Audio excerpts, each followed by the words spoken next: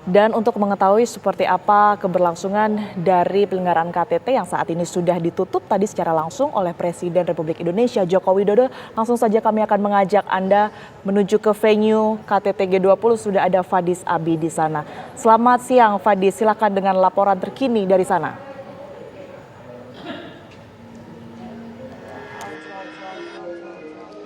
Ya baik, bisa dapat kami informasikan baru saja serah terima KTT G20 2023. Ini dilakukan oleh pemerintah Indonesia, dalam hal ini Presiden Joko Widodo kepada India.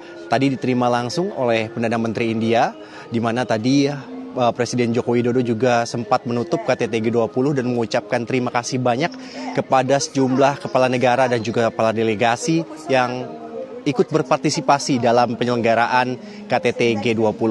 Selain itu juga tadi Perdana Menteri India Modi sempat menegaskan bagaimana kesiapan dirinya ini untuk menggelar perhelatan KTT G20 yang rencananya pada tahun 2023 ini akan dilakukan di India. Dan prosesi tadi serah terima antara G20 Indonesia ke India tadi dilakukan dengan secara simbolis.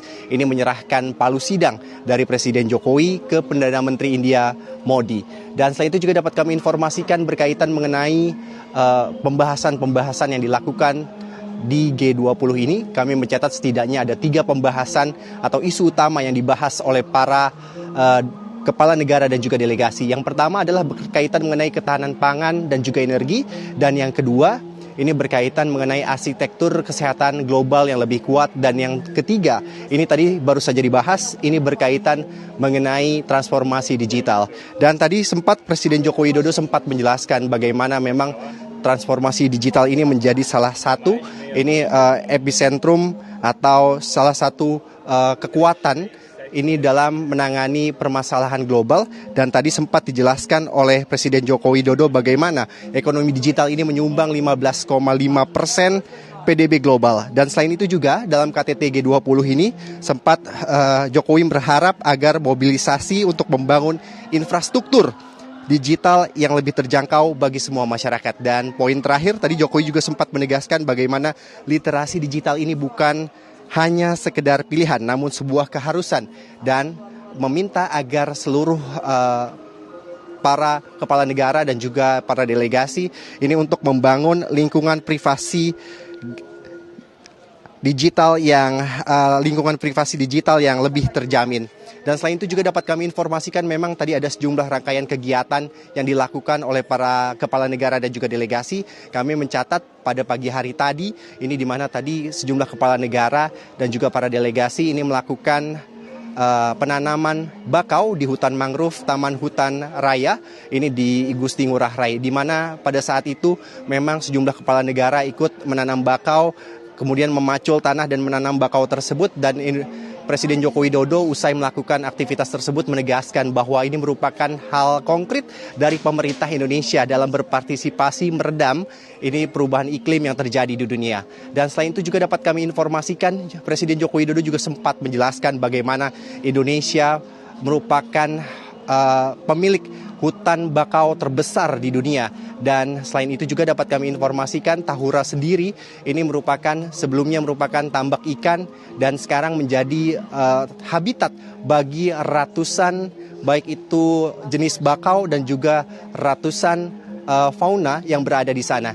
Selain itu juga dapat kami informasikan Presiden Joko Widodo juga mengajak para anggota G20 ini untuk berkolaborasi dalam membangun ekonomi hijau. Untuk sementara itu saja yang dapat kami informasikan, kami kembalikan dulu ke studio.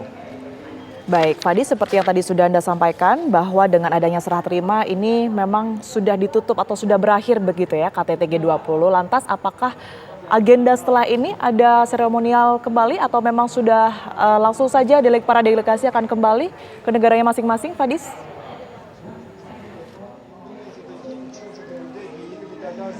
Kami catat memang ada sejumlah rangkaian kegiatan yang akan dilakukan kepala negara. Dan kami catat berkaitan mengenai pertemuan bilateral yang nantinya akan dilakukan oleh Presiden Joko Widodo dengan Presiden Tiongkok, ini Xi Jinping, nantinya akan melakukan pertemuan. Di mana pertemuan tersebut kami mencatat ada agenda menyaksikan secara virtual uji coba kereta cepat Jakarta-Bandung. Dan rencananya nanti akan dilakukan pada pukul 16 wita.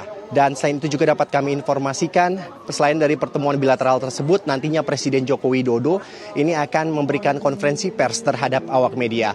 Selain itu juga dapat kami informasikan, memang berkaitan mengenai KTT G20 ini, sejumlah kepala negara dan juga sejumlah delegasi ini sudah mulai pulang. Kami mencatat dari tanggal 15 dan hari ini puncaknya tanggal 16 memang sejumlah kepala negara ini sudah mulai pulang ke negaranya masing-masing. Dan rencananya memang kepulangan baik itu dari kepala negara maupun para delegasi ini tercatat akan dilakukan rentan waktu dari tanggal 15 hingga tanggal 22 November 2022. Begitu. Fadis, kalau Anda mengikuti selama 2 hari penyelenggaraan KTT G20, ini kemudian solusi yang kemudian ini difokuskan bagi Indonesia dengan penyelenggaraannya konferensi tingkat tinggi ini, apa saja, Fadis?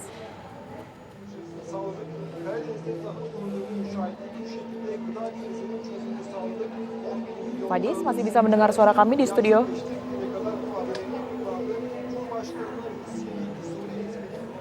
Maaf, bisa diulang pertanyaannya?